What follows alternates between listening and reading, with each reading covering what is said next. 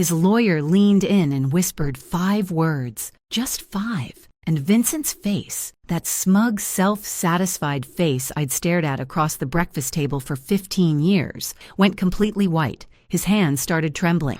The papers he'd been so eager to sign were shaking like leaves in a storm. And me? For the first time in 3 years, I smiled. But I'm getting ahead of myself. Let me start from the beginning, because you need to understand how we got here. How a woman everyone thought had lost her mind actually played the longest, most patient game of her life. My name is Alexis Dunst. I'm 34 years old, and until 3 months ago, I was married to Vincent Mercer. 15 years of marriage. That's longer than most Hollywood relationships, longer than some small countries have existed, and definitely longer than my patience should have lasted. But I'm a stubborn woman. I get it from my grandmother. I met Vincent when I was 17. I'd graduated high school early, not because I was some genius, but because I was practical and motivated and really, really wanted to get out of my parents' house. I got a job at Henderson and Price Law Firm as a file clerk. Minimum wage, maximum paper cuts, but it was mine. By 18, I'd worked my way up to legal assistant. I was good with details, good with numbers, good with keeping my mouth shut and my eyes open. Vincent was 24 when we met at a client event. Charming, ambitious, full of dreams about building a real estate empire. He talked about the future like it was already his, like success was just waiting for him to show up and claim it. He said he was going to build something incredible. I said I'd help him file the paperwork. Romance, right? We got married when I was 19. Tyler came along when I was 20. I kept working at the law firm part-time while raising our son, building up my 401k, saving every spare dollar. My grandmother always said a woman should have her own money, not secret money, she'd clarify. Just her own, something nobody could take. At 23, Vincent's business finally took off. He asked me to quit the law firm and help him full-time. He needed someone to manage the books, handle clients, coordinate with contractors, someone he could trust completely. So I became his unpaid everything. Bookkeeper, office manager, client liaison, interior decorator for model homes, marketing coordinator, event planner. I did it all while raising Tyler, managing our household, and somehow keeping everyone fed and reasonably happy. My official title was wife. My unofficial title was everything else. For 11 years, I poured myself into building Vincent's dream. And for 11 years, he got the credit, the awards, the recognition. At every industry event, I was Vincent's wife. At every celebration, he thanked his team, his mentors, his vision. But somehow never quite got around to thanking me. Somewhere along the way, things shifted. He started making decisions without consulting me. Started staying late for work more and more often. Started criticizing little things, the way I dressed, the meals I cooked, my lack of ambition. I was running his entire back office for free while raising his son and keeping his life organized. But sure, not ambitious enough. Then, 3 months ago, he dropped the bomb. He came home on a Tuesday evening. I was making dinner, his favorite, actually, because I'm apparently a glutton for unappreciated effort. He sat me down at the kitchen table with this look on his face, not sad, not apologetic, just businesslike. I want a divorce, he said. And then, I want the house, the cars, the business, everything. You can keep Tyler. He said it like he was ordering from a menu. I'll have the assets. Hold the child, thanks. Keep Tyler? Like our 15-year-old son was a leftover pizza? Like he was an inconvenience being graciously allowed to stay with me? I just stared at him. 15 years of marriage. And this was how it ended, at our kitchen table, between the salt shaker and the butter dish, like I was just another item he was discarding. What I didn't know in that moment, what I wouldn't find out until later, was that Vincent had been planning this for months. He already had a lawyer, Harold Whitfield, expensive and experienced. He'd been building his exit strategy while I was meal prepping and scheduling his dentist appointments. I'd been blindsided by a man I'd trusted with everything. The next day, his mother showed up, Lorraine Mercer, a woman who had treated me like the help for 15 years, arrived with her perfectly styled hair and her perfectly practiced sympathy face. She patted my hand and told me I should have tried harder to keep him happy. Men have needs, dear, she said. like she was explaining something complicated to a slow child. Lorraine's advice on marriage was always fascinating, considering her husband spent 7 days a week on the golf course specifically to avoid being in the same room as her.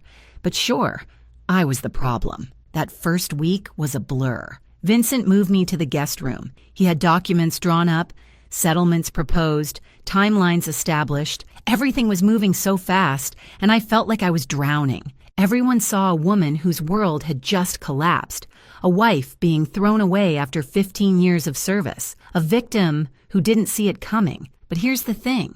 What Vincent didn't know, what nobody knew, was that I'd found something 3 years ago, something buried in his own financial records, something he thought was hidden forever. And I'd been quietly, patiently preparing ever since. Before we continue, if you're enjoying this story, please hit that subscribe button and tell me in the comments where you're watching from and what time it is there. I read every single comment. Thank you. Back to the disaster. Within a week of the announcement, Vincent had completely taken control. The guest room became my permanent residence in what used to be our home. My closet shrank from a walk-in to 2 small sections he graciously allowed me to keep. The message was clear. This isn't your house anymore. Within 2 weeks, he started bringing her around. Brittany Sawyer, 27 years old, worked at his company. Of course she did. She had that Instagram perfect look. Blonde highlights, perfect nails, yoga pants that cost more than my weekly groceries. She walked into my kitchen like she owned it, wore my apron, my grandmother's apron, while making smoothies in my blender. She was younger than my marriage, younger than my favorite handbag, but she made amazing smoothies, so I guess that's something. Vincent paraded her around like a trophy. They'd sit on my couch, watch my television, eat off my plates. He'd put his arm around her right in front of me, like I was furniture, like I'd already disappeared. The humiliation escalated daily. First, he canceled my personal credit card. We need to separate finances, he said, like he was being reasonable. Then the joint card. Then he suggested I should probably find somewhere else to stay while we sorted things out. My own home, and I was being asked to leave. Lorraine came over to help me pack. And by help, I mean she went through my belongings and decided what I deserved to keep. Old clothes, fine. Family photos, some of them. My grandmother's recipe box? She hesitated on that one, like she was considering claiming it for herself. What I was not allowed to take. Any jewelry Vincent had bought me over 15 years. Any furniture I'd picked out. Anything of value. Those were marital assets, Lorraine explained, and Vincent was entitled to them. She packed my things in garbage bags. Not boxes, garbage bags. Like I was trash being taken out. Through all of this, I had one person I thought I could trust, Diane Holloway. We'd been friends since high school. 20 years of friendship, through boyfriends and breakups and babies and everything in between. She was the first person I called after Vincent's announcement. She was so supportive, always checking in, always asking how I was holding up, always ready to listen. She'd come over with wine and let me cry on her shoulder. She told me I deserved better. She told me Vincent was making a huge mistake, but something felt off. Little things at first. Vincent seemed to know my plans before I made them.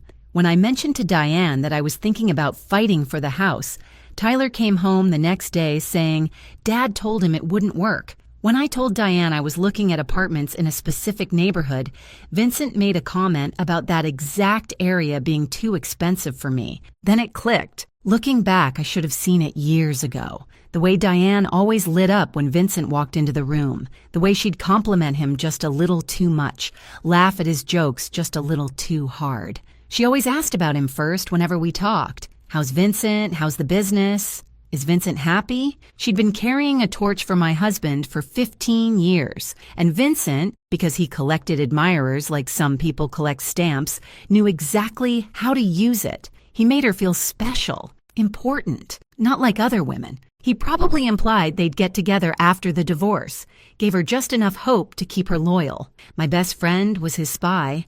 20 years of friendship sold out for some flirting and empty promises. At least charge more, Diane. But the worst part wasn't Vincent, wasn't Lorraine, wasn't even Diane. The worst part was Tyler. My son saw everything. The girlfriend, the grandmother packing my bags, The way his father looked at me like I was nothing, and Vincent was working on him, dripping poison in his ear day after day. Your mom is making this difficult. I just want everyone to be happy. She's the one dragging this out. I'm trying to be fair, but she won't cooperate. Tyler started pulling away from me. Not angry, exactly, just distant, confused. He didn't know who to believe, and his father was very, very convincing. I could lose the house, I could lose the money, I could lose everything I'd spent 15 years building. But watching my son look at me like I was the problem, that was the knife. That was the wound that actually bled. I hired a lawyer. Nina Castellano, recommended by my old firm. 52 years old, sharp as a razor, absolutely no tolerance for nonsense. She reviewed my situation and laid out the battle plan. You helped build this business, she said. You're entitled to half of everything. The house, the company, the accounts. We fight. I looked at her for a long moment. What if I don't want to fight? Nina stared at me like I'd started speaking another language, like I'd suggested we send Vincent a thank you card and a fruit basket. She thought I was broken, depressed, too beaten down to stand up for myself. She had no idea. I moved into a small apartment with Tyler, 2 bedrooms, 1 bathroom, a kitchen the size of my old pantry. Half our boxes didn't even fit. They sat stacked in the corner of Tyler's room, like a monument to how far we'd fallen. Meanwhile, Vincent posted photos with Brittany. New chapter, new energy, blessed, he wrote. Lorraine commented underneath, so happy for you, sweetheart. You deserve joy. My sister called, furious. You need a shark lawyer. Take him for everything he's worth. Everyone had advice. Everyone thought they knew what I should do. Everyone saw a woman who'd given up, who couldn't fight, who was letting her husband walk all over her. Everyone was wrong. Here's the thing about being underestimated. People stop watching you. They stop being careful around you. They stop guarding their secrets. And that's exactly when you learn everything you need to know. 3 years. That's how long I'd been carrying this secret. That's how long I'd known the truth about Vincent Mercer and his glittering, glamorous, completely fake empire. It started on a random Tuesday night, 3 years before the divorce. Vincent was working late again. He was always working late by then, though I didn't yet know what that really meant. I was going through the company books, reconciling accounts, doing the unglamorous work that kept his business running. And I found something strange. A transfer to an account I didn't recognize, then another, then a pattern. Money flowing out of our accounts into places I'd never seen before. I dug deeper. I stayed up until 3 a.m, following the trail. What I found made my blood run cold. Vincent had been taking loans against everything we owned. The house, our beautiful house that everyone admired, had 3 mortgages on it. The original loan of $400,000, a second mortgage of $350,000 taken out 4 years ago, a third mortgage of another $350,000 taken out 2 years ago. Total owed $1.1 million. Actual value of the house, $850,000. We were underwater by $250,000 on a home I thought we owned outright. The business was even worse. Lines of credit maxed out at $200,000. Back taxes owed of $85,000. Vendor debts of $120,000. Equipment loans of $75,000. The company Vincent bragged about at every party. The company that was supposedly thriving. It was drowning in nearly $500,000 of debt. Even the cars weren't real. All 3 were leased with balloon payments coming due. We didn't own anything. We just had very expensive monthly obligations. I sat in my kitchen at 3 a.m, surrounded by printouts, and did the math. Total debt, approximately $1.9 million. Total actual asset value, maybe $1.6 million. We were $300,000 in the hole, maybe more. But where had all the money gone? I kept digging. Over the following weeks, I traced every transaction I could find, and the picture that emerged was devastating. Cryptocurrency investments, $180,000, all lost. Gambling, $75,000, gone. An apartment I didn't know about, rented for a woman I didn't know about. $60,000 in rent and furnishings. Lifestyle expenses that never made it home. Watches, suits, trips I was never invited on. Another $85,000. My husband wasn't building an empire. He was building a house of cards with borrowed cards that were also on fire. We looked rich the same way a mannequin looks alive, convincing from a distance, completely hollow up close. My first instinct was to confront him, to scream, to cry, to demand answers. But I knew Vincent. I'd watched him operate for years. If I confronted him, he'd manipulate me. He'd explain it away, make me feel crazy for questioning him. He'd probably find a way to blame me for it. And worse, if he knew I knew, he might try to take control of my separate money, too. See, I'd always kept a little something of my own, my grandmother's voice in my head. A woman should have her own money, my IRA from my law firm years. I'd rolled it over when I quit, but never touched it. By then it had grown to about $180,000. That was mine, earned from my job. Separate property under the law.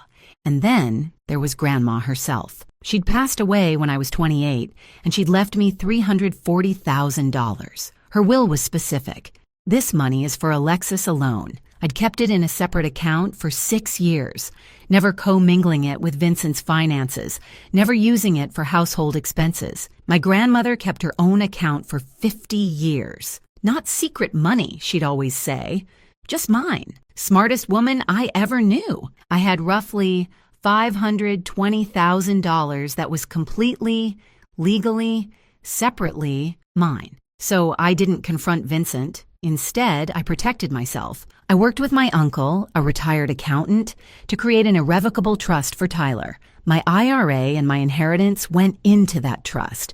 My name wasn't on it as a beneficiary. Vincent's name certainly wasn't on it. It was for Tyler's future, college, a first home, emergencies. And it was untouchable. Then I documented everything. Every mortgage document, every hidden account, every suspicious transaction. I printed copies and kept them at my sister's house. I put copies in a safe deposit box. I saved everything on an encrypted drive. And then I waited. I knew Vincent would leave eventually.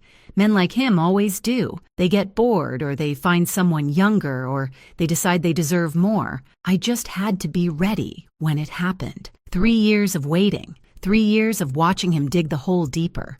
3 years of smiling at dinner parties while knowing our entire life was built on quicksand. I got very good at patience and very good at pretending I didn't know my husband was financially drowning us both. When Vincent finally asked for the divorce, when he demanded the house, the cars, the business, everything, I almost laughed out loud.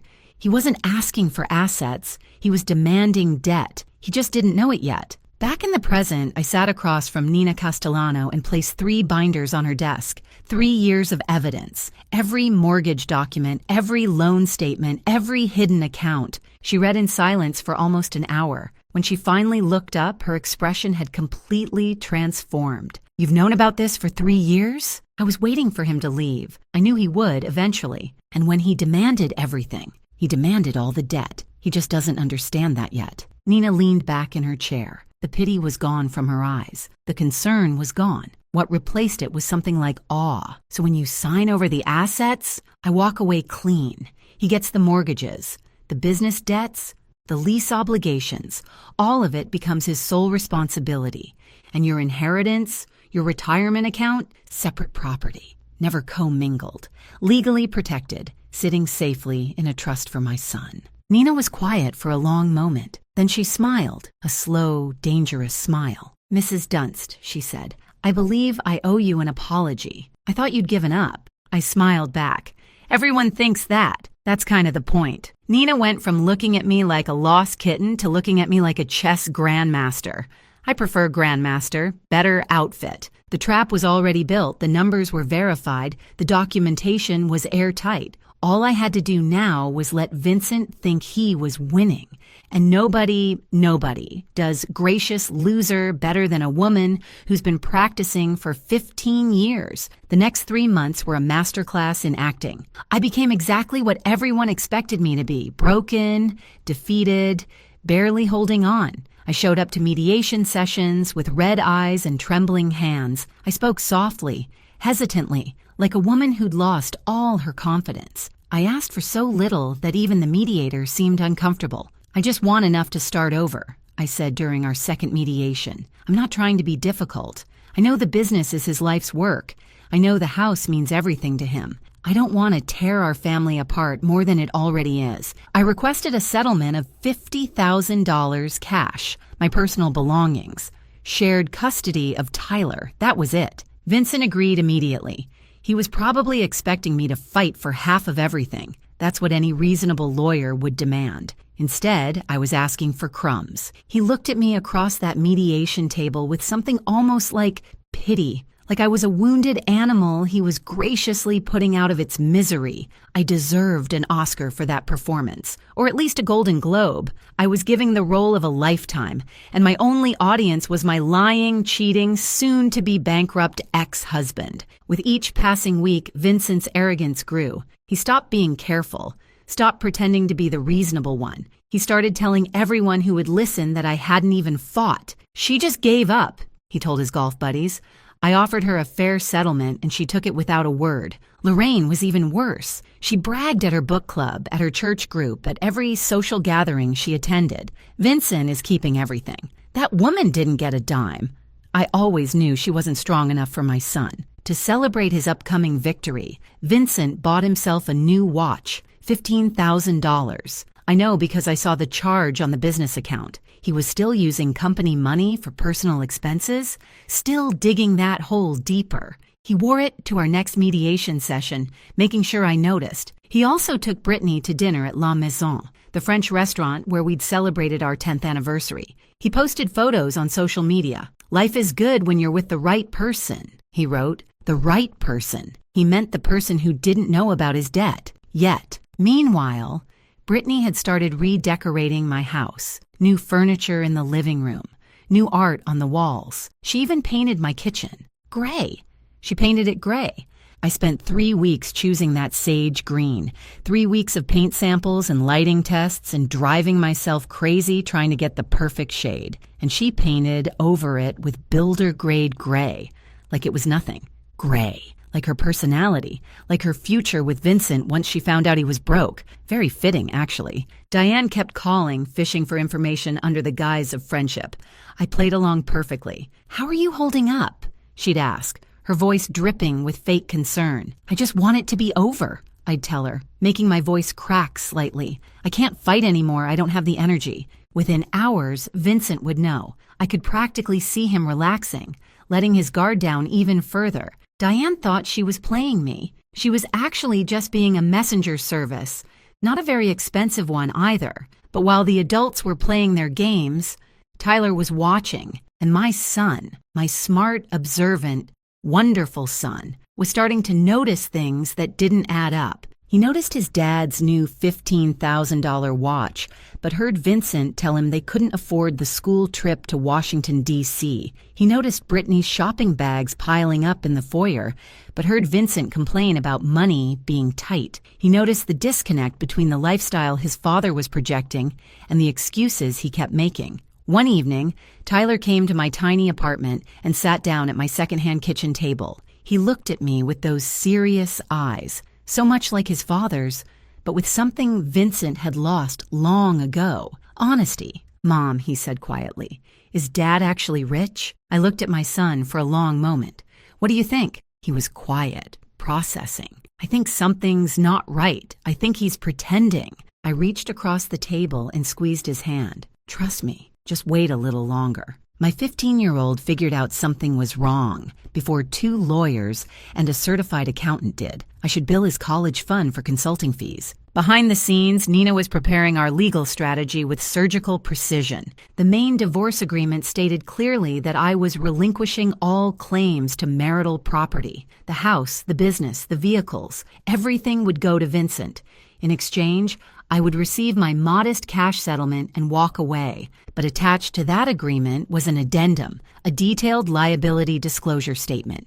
Every debt, every mortgage, every loan, every obligation tied to those assets.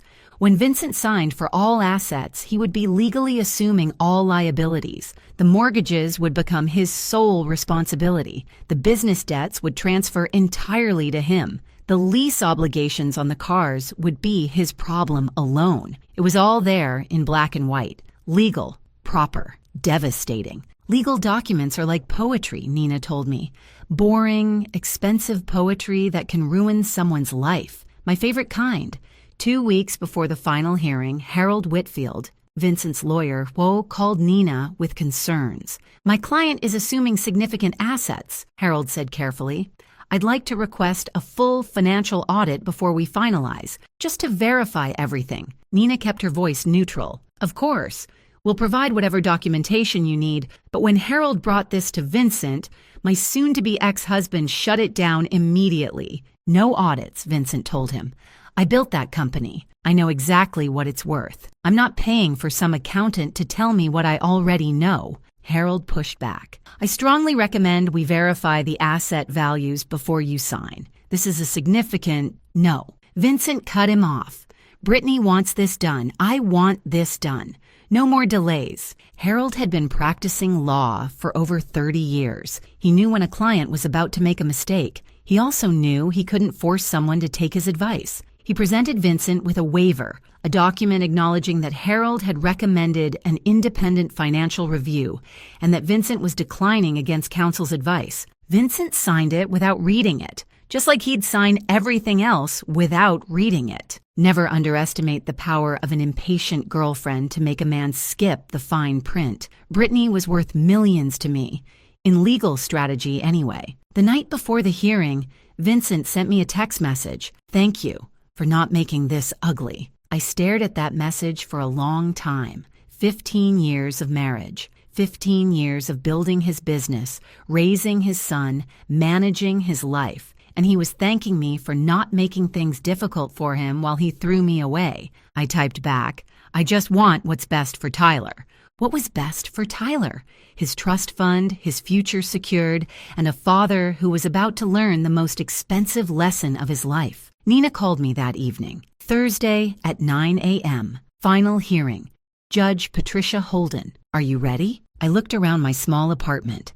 The secondhand furniture, the boxes still unpacked in the corner, the tiny kitchen I'd painted sage green because it reminded me of hope. I've been ready for 3 years. 3 years of waiting, and it was finally here. I felt like a kid on Christmas morning. If Christmas morning involved divorce court and financial revenge. Thursday morning, 9 a.m. Vincent would walk into that courtroom expecting to collect his prize. He had no idea he was about to inherit a financial avalanche, one he'd signed for himself, and the best part? He'd asked for it, in writing, with witnesses. If you've made it this far, you already know something satisfying is coming. Hit that like button if you're ready for Vincent to get what he deserves. And if you haven't subscribed yet, what are you waiting for? I've got more stories where this came from. Trust me. Now let's finish this. Thursday, April 17th, 9 a.m., courtroom 4B. I remember every detail of that morning, the way the sunlight came through the tall windows, the smell of old wood and floor polish, the quiet murmur of lawyers shuffling papers. This was where 15 years of marriage would officially end, and where 3 years of patience would finally pay off. Vincent arrived first, of course. He was wearing his best suit, the charcoal Armani I'd helped him pick out for a client dinner 3 years ago. His new watch caught the light as he shook hands with Harold. He looked confident, relaxed, like a man about to close a very favorable deal. Brittany was waiting in the hallway. She wasn't allowed in the courtroom, but she wanted to be there for moral support. I caught a glimpse of her through the door. Perfect makeup, designer bag, scrolling through her phone like this was just another boring appointment. Lorraine was there, too, sitting in the gallery. She dressed up for the occasion, probably planning to take Vincent to a celebratory lunch afterward. She looked at me when I walked in and gave me this little smile, the kind you give someone you've already beaten. I arrived a few minutes after Vincent. Simple navy dress, no jewelry, hair pulled back in a low bun. I looked tired, defeated, like a woman who had nothing left to fight for. Perfect. I looked like someone who'd given up on life and fashion simultaneously. Very convincing. I should really teach acting classes. Judge Patricia Holden entered, and everyone rose. She was in her early 60s, silver hair, reading glasses perched on her nose. 30 years on the family court bench. She'd seen every trick, every manipulation, every lie that divorcing couples could throw at each other. Nothing surprised her anymore. She reviewed the case file briefly, then looked up. Mercer versus Mercer. Final dissolution hearing. I understand the parties have reached an agreement? Harold stood first.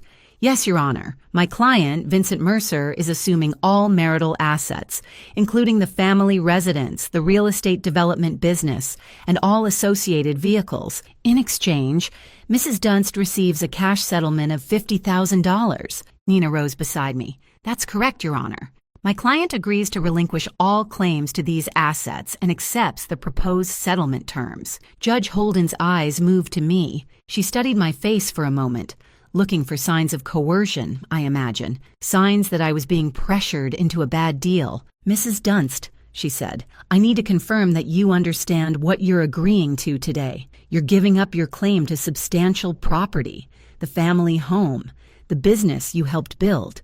Are you certain this is what you want? I kept my voice soft, slightly unsteady. Yes, Your Honor, I understand. And you're entering this agreement voluntarily?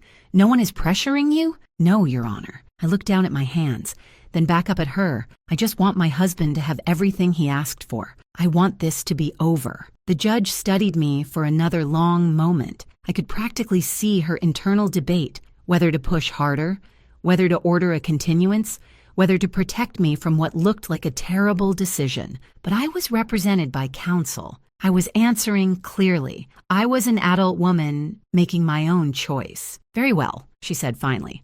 Let's proceed. The clerk distributed the final documents, page after page of legal language, signatures required on every third page. Vincent signed eagerly, barely glancing at what he was agreeing to. He wanted this done. He wanted to get back to his new life with his new girlfriend and his new freedom. I signed slowly, deliberately. Every stroke of my pen was careful and precise. This was the moment I'd been waiting 3 years for. I was going to savor it. Across the courtroom, I saw Vincent glance at Lorraine and smile. She nodded back approvingly. In the hallway, his phone buzzed, probably Brittany sending encouragement. He checked his phone in court, during his own divorce hearing.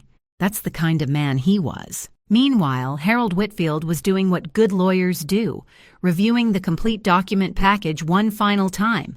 Main agreements, signed. Asset schedule, signed. Settlement terms, signed. Then he reached the addendum. Liability disclosure statement. I watched his face as he read, watched the confusion flicker across his features, watched him flip back a page, then forward again, like he was hoping he'd misread something. He hadn't. Harold's face went pale. He leaned toward Vincent, trying to be discreet. Sir, he whispered, we need to talk. Vincent waved him off, still basking in his victory. Not now. We're almost done. Sir Harold's voice was more urgent. You're assuming all debt. Vincent turned to look at him. What? The liability disclosure, Harold whispered, papers rustling as he pointed. The mortgages, the business liens. It's all here. You're assuming personal liability for everything. For the first time, Vincent actually looked at what he'd signed. I watched his eyes scan the numbers, watched the color drain from his face. House, $1.1 million owed. Market value, $850,000. Business, $480,000 in combined debts. Vehicles, $115,000 in lease obligations. Additional personal liabilities, $200,000. Total debt, approximately $1.9 million. Net value of everything he'd just claimed, negative $300,000. He hadn't won the lottery. He'd won the bill for it. Vincent stood up abruptly, his chair scraping against the floor. This isn't right. He looked at me, then at the judge, then back at the papers. She hid this from me. This is fraud. Judge Holden's voice was sharp. Mr. Mercer, sit down. These numbers are fake, Vincent insisted, his voice rising. She manipulated the documents. This is Mr. Mercer. The judge's tone left no room for argument. Sit down. He sat, but his hands were shaking. His confident smile was gone, replaced by something that looked a lot like panic. Judge Holden looked at the documents in front of her, then at Vincent. Mr. Mercer, I'm looking at the liability disclosure statement attached to this agreement. These are debts associated with assets you are claiming, assets in your name, your business, your property. She fixed him with a hard stare. Are you telling this court that you don't know your own financial situation? Silence. Watching Vincent try to explain why he didn't know about his own debts was like watching a cat explain why there's a broken vase on the floor.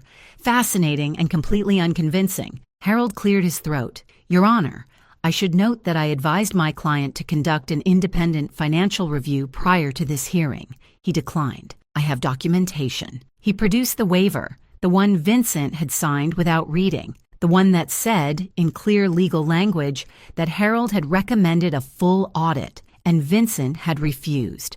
Judge Holden reviewed it briefly, so Mr. Mercer was advised to verify these figures. He chose not to. He signed a waiver acknowledging that choice. She looked at Vincent. Is that correct? Vincent was staring at the waiver like it was a snake that had just bitten him. I thought, is that your signature, Mr. Mercer? A long pause. Yes. Then you assumed this risk voluntarily. Judge Holden's voice was matter of fact. You had the opportunity to investigate.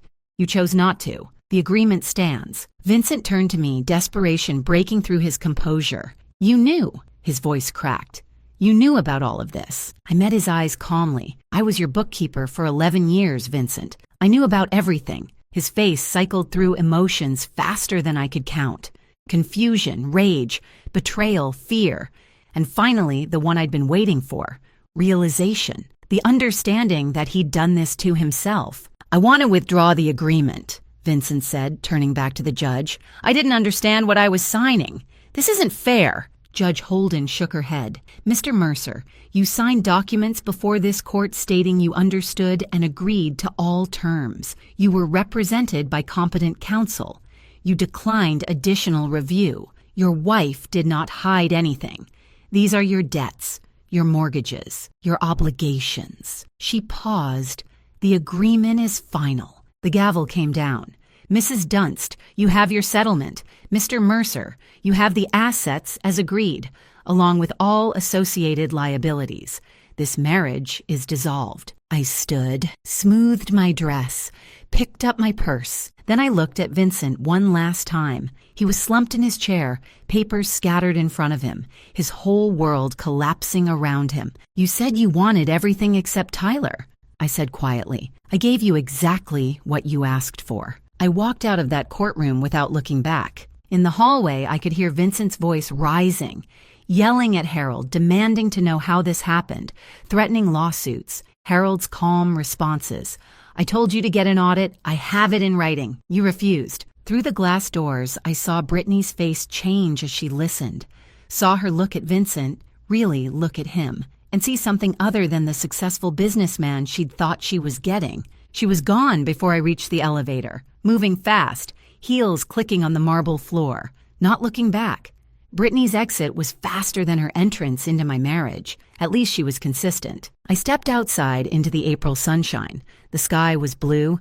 The air was warm.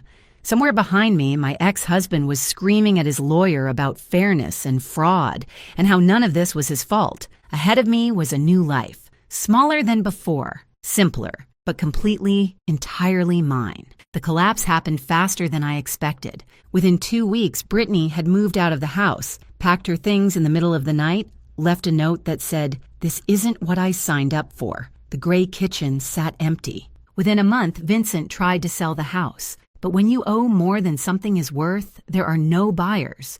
Just banks calling about missed payments and realtors suggesting short sales. Within 2 months, the business started defaulting. Vendors filed lawsuits. The line of credit was frozen. The company that Vincent had spent 15 years building, the company I had spent 11 years supporting, was crumbling into dust. Within 3 months, Vincent was meeting with bankruptcy attorneys. The man who'd once bragged about his empire was now calculating which assets he could protect from creditors. The answer was almost nothing.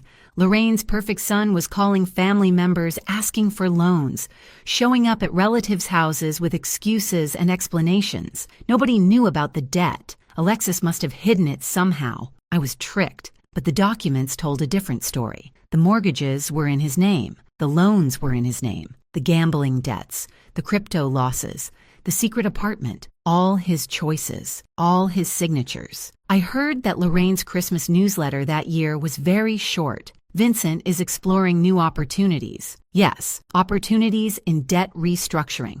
The parallel conflicts resolve themselves with a kind of poetic symmetry. Diane called me about a week after the hearing. Her voice was shaking. I had no idea things were this bad. I'm so sorry, Alexis. I never meant for... I thought Vincent and I didn't answer, didn't respond, didn't give her the closure she was looking for. Some bridges aren't meant to be repaired. Some friendships don't deserve a second chance. 20 years of history betrayed for a wink and empty promises from a man who used everyone around him. She tried calling 3 more times. Then she stopped. I imagine she's still waiting for Vincent to notice her. She'll be waiting a long time. Lorraine tried a different approach, going through Tyler. Tell your mother I didn't know about the money problems. Tell her I'm sorry for how I treated her. Tell her I want to talk. Tyler looked at his grandmother, the woman who'd packed his mother's belongings in garbage bags, who'd called his mother worthless, who'd sided with his father without a single question, and said, Mom's busy building her life. She doesn't have time for excuses. Lorraine wanted forgiveness. I wanted peace. Guess which one of us got what we wanted? Tyler, my wonderful, smart, observant son. He finally understood everything, not because I explained it, but because he figured it out himself. He saw the court documents. He heard his father's excuses. He watched Brittany leave, watched Lorraine scramble, watched the whole facade collapse. One evening, about a month after the divorce, he sat with me in my small apartment, the one with the sage green kitchen, the one with the secondhand furniture and the boxes finally unpacked. You waited 3 years, he said quietly. You knew this whole time and you just waited. I wanted to make sure you were protected, I told him. Whatever happened between your father and me, I needed to know you'd be okay. The trust fund, $520,000, safe and untouchable. He was quiet for a moment. Then he hugged me, really hugged me. The kind of hug I hadn't gotten from my 15-year-old son in months. The kind that said, I understand. The kind that said, I'm proud of you. 15-year-old boys don't usually hug their mothers voluntarily. I knew I'd done something right. My $50,000 settlement went toward getting established. First month's rent, security deposit, basic furniture that wasn't falling apart. It wasn't luxury, but it was stability. The trust fund stayed exactly where it was. Tyler's future, college, maybe a first home someday, a safety net that nobody could take from him. And me, I enrolled in interior design courses at the community college, the dream I'd put on hold when I was 23 to help Vincent build his empire. I was finally building my own. I started small. My first real client was a woman named Sandra, 52 years old, just ending a 28-year marriage. She was standing in her empty new apartment looking lost. When she asked me, how do you start over? I thought about it for a moment. One room at a time, one color at a time, one day at a time. We painted her kitchen sage green. She cried when she saw it. Happy tears, she said. The color of new beginnings. About 3 months after the divorce was finalized, Vincent showed up at my apartment. I barely recognized him. He'd lost weight. Not the healthy kind. Dark circles under his eyes. His suit was wrinkled. His watch was gone. He looked like a man who'd been through a war and lost. He stood in my doorway, and for a moment, I almost felt sorry for him. Almost. I didn't know it was this bad, he said. His voice was hoarse. I made mistakes. I know that now. But I didn't mean for any of this to happen. I leaned against my doorframe and looked at him. Really looked at him. This man I'd loved for almost half my life. This man who'd thrown me away like garbage. This man who was now drowning in the consequences of his own choices. Can we talk? He asked. Maybe we can figure something out. I don't know. Maybe we could. He couldn't even finish the sentence. Couldn't bring himself to ask for what he actually wanted. Help. My help. After everything. You asked for everything except Tyler, I said calmly. You got exactly what you wanted. Alexis, please. Goodbye, Vincent. I closed the door. He stood in the hallway for 10 minutes. I know because I watched through the peephole while eating ice cream. Best show I'd ever seen. 5 stars. Would watch again. That evening, after Tyler went to bed, I sat in my small living room and looked at my grandmother's photo on the shelf. The recipe box was next to it. The one thing Lorraine had almost taken. The one thing that mattered most. You were right about everything, Grandma, I said quietly. Keep your own money. Know your worth. And never let anyone make you feel small. The apartment was quiet, small. Nothing like the house I'd lived in for 15 years, but it was mine. Every paint color, every piece of furniture, every decision, mine. And for the first time in longer than I could remember, I was free. Thank you so much for watching. More of my most gripping stories are already on your screen. Click one now and don't miss the best part. You will love it. See you in the next story.